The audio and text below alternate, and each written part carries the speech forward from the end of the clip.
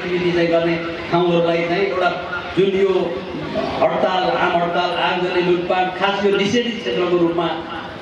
घोषणा गरेर क्याबिनेटबाट डिसिजन गर्नुपर्छ भन्ने हिसाबले हामीले राख्यौँ। उसले के भनेको चाहिँ थियो भने हामीले private sector protection and promotion plan strategy भनेर वास्तवमा हामीले पेपरै वास्तवमा नेपाल सरकारलाई दिइसकेको चाहिँ छौँ। मैले हिजो मात्र पनि वास्तवमा यो विषयमा यो हाम्रो जुन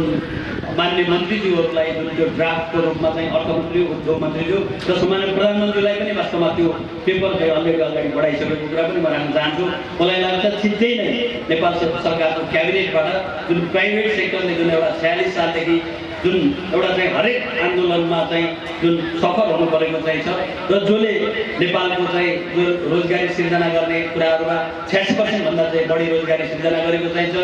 भन्नाले त्यसै गरेर 80% भन्दा बढी यो उसको चाहिँ कन्ट्रिब्युसन चाहिँ छ। तर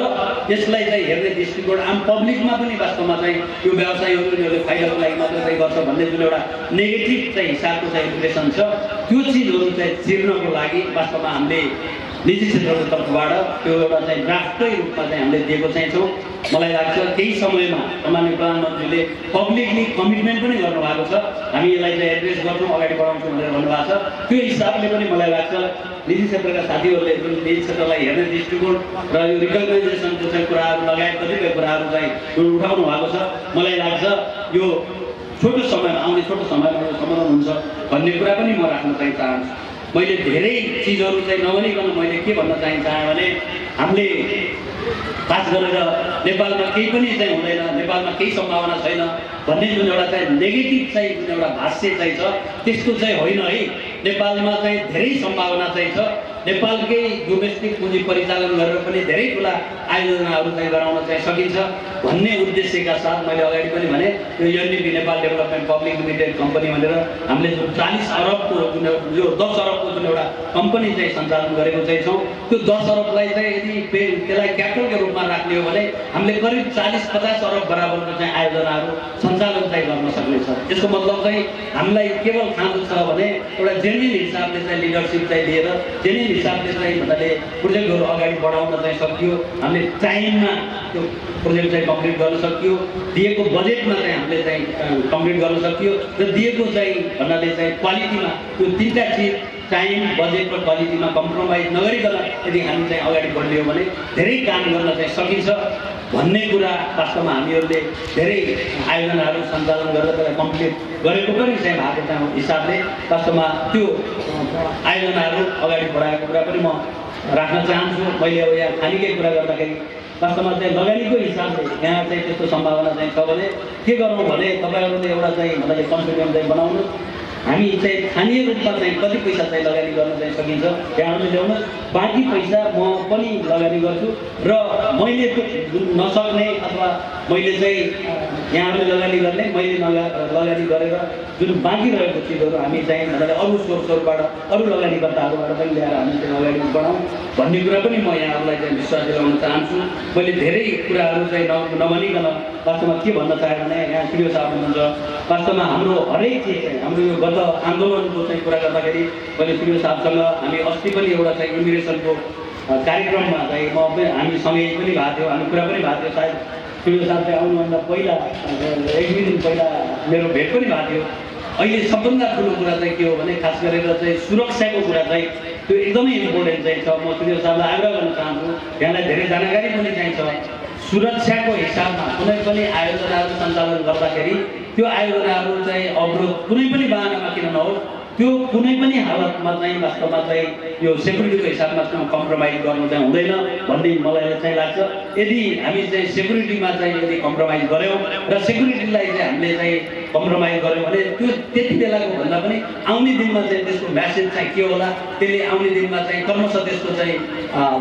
असर चाहिँ के होला भन्ने कुरा धेरै इम्पोर्टेन्ट चाहिँ हुने भावनाले वास्तवमा हामीले वास्तवमा यो जेनजी आन्दोलनमा जुन जेनजी आन्दोलनको चाहिँ जुन एउटा चाहिँ उद्देश्य जुन सुशासनको कुरा थियो, भ्रष्टाचार चाहिँ मुक्त चाहिँ समाजको कुरा थियो भन्नाले धेरै एउटा चाहिँ भन्नाले यो पारदर्शी हिसाबको कुरा थियो, जुन चिज चाहिँ उद्योग वाणिज्य महासङ्घले पनि उठाउँदै आएको चाहिँ थियो। तर त्यो आन्दोलनको नाममा जुन गलत हिसाबको चाहिँ घुसपेट चाहिँ भयो, गलत हिसाबले चाहिँ जुन चोरी लुटपाट डकैती भयो, हिसाबको चाहिँ व्यक्तिहरूले जुन जुन हरेक उद्योग प्रतिष्ठान र व्यक्तिगत चाहिँ निजी सम्पत्तिहरूमा शुद्ध जुन एउटा टार्गेट गरेर अगाडि बढ्यो त्यो चिज चाहिँ वास्तवमा चाहिँ कुनै पनि हालतमा त्यस्तो व्यक्तिहरूलाई कुनै पनि हालतमा चाहिँ भन्नाले चाहिँ छुट दिनु चाहिँ हुँदैन। यदि त्यो हामी त्यस्तो किसिमको चाहिँ एक्टिभिटीहरूलाई यदि हामी चाहिँ छुट दियौँ, त्यस्तो किसिमको एक्टिभिटीलाई हामीले चाहिँ कारवाही गरेनौँ भने त्यो चिज चाहिँ आउने दिनमा पनि वास्तवमा चाहिँ दोहोरिने चाहिँ छ। यसको मतलब कुनै एउटा चाहिँ नेपाली उखान छ नि, काल बुढी मऱ्यो भन्दा पनि काल परोक्यो भन्ने चाहिँ जुन एउटा जुन उखान छ, त्यो हिसाबले पनि वास्तवमा त्यस्ता किसिमका गलत एक्टिभिटीहरू र गलत उसमा चाहिँ जाने सही उद्देश्य हुँदाहुँदै पनि जुन ध्यानजीले राखेको जुन एउटा उद्देश्य वास्तवमा चाहिँ त्यो सुशासनको र भ्रष्टाचारको कुराहरू लगायत यस्तो कुराहरू जुन चाहिँ वास्तवमा आम पब्लिकको चाहना नै चाहिँ थियो, तर त्यसलाई आवरण बनाएर जुन गलत घुसपेट चाहिँ भयो, त्यस्तो किसिमको अब वास्तवमा चाहिँ जुन उसमा रहेको चाहिँ कैदीहरू जुन बाहिर निक्लेको चाहिँ छ र यदि तिनीहरूलाई चाहिँ भन्नाले यदि टाइमली हामीले त्यसलाई चाहिँ उनीहरूलाई गर्न सकिएन, तिनीहरूलाई कारवाही गर्न सकिएन भने त्यस्ता किसिमका एक्टिभिटीहरू बढ्नेछन् र आउने दिनमा पनि एउटा आम पब्लिकमा र व्यावसायिक एक्टिभिटी गर्ने व्यवसायमा पनि वास्तवमा कन्फिडेन्स बिल्डअप चाहिँ हुने छैन। त्यो हिसाबले पनि सेक्युरिटीको हिसाबमा कम्प्रोमाइज हुँदैन, गर्नु हुँदैन भनेर सम्मानित प्रधानमन्त्री मान्य मन्त्रीहरू लगायत सुरक्षा निकायका प्रमुखहरूलाई पनि वास्तवमा हामीहरूले चाहिँ केन्द्र उद्योग वाणिज्य महासङ्घको तर्फबाट राखेको छौँ। म यो जिल्लाको पनि कार्यक्रम चाहिँ भएको हुनाले म ठुलो साथ हाम्रो प्रमुख र जिल्लाका सुरक्षा निकायका प्रमुखज्यूहरूलाई पनि म आग्रह गर्न चाहन्छु, कुनै पनि गलत एक्टिभिटीको मान्छेलाई यदि हामी चाहिँ त्यसलाई कारवाही गरिएन भने त्यो आउने दिनमा त्यसले चाहिँ भन्नाले दिने चाहिँ म्यासेज गलत चाहिँ हुनेछ। यो कुरा पनि मैले चाहिँ राख्न चाहेँ र यही कुराहरू चाहिँ राख्दै म चाहिँ के भन्न चाहेँ भने महिला दिदीबहिनीहरूले जुन तपाईँहरूले जुन इनिसिएसन गरेर अघि उहाँले चाहिँ हाम्रो सभापति जुन लाउनु कोर्ट पनि यहीँ तयार भएको भनेर भन्नुभयो। वास्तवमा यस्तो किसिमको चाहिँ हामी हरेक महिला दिदीबहिनीहरूलाई यो किसिमको चाहिँ भन्नाले चाहिँ एउटा उद्यमशीलतामा चाहिँ लाग्नको लागि वास्तवमा म चाहिँ एकदम शुभकामना पनि दिन चाहन्छु। म एउटा चाहिँ इन्टरप्रिनियरको चाहिँ उद्योग वाणिज्य महासङ्घको अध्यक्ष र म ब्याङ्कर पनि चाहिँ हो, म ब्याङ्कको एउटा अध्यक्ष पनि भएको हिसाबले म के आग्रह गर्न चाहन्छु भने हाम्रो अध्यक्ष मार्फत यदि त्यस्ता किसिमका यहाँहरूका भन्नाले जुन घरेलु तथा साना उद्योग महिला दिदीबहिनीहरूले गर्नुभएको छ त्यस्तो चाहिँ उद्योगी व्यवसायी दिदीबहिनीहरूलाई यसमीको लागि चाहिँ म ब्याङ्कको तर्फबाट पनि एउटा चाहिँ भन्नाले चाहिँ सहज हिसाबले एउटा चाहिँ क्रेडिट फेसिलिटी दिनको लागि चाहिँ म पहल गर्नेछु भनेर पनि म यहाँलाई भन्न चाहन्छु। यही कुराहरू राख्दै पुनः एकपटक चाहिँ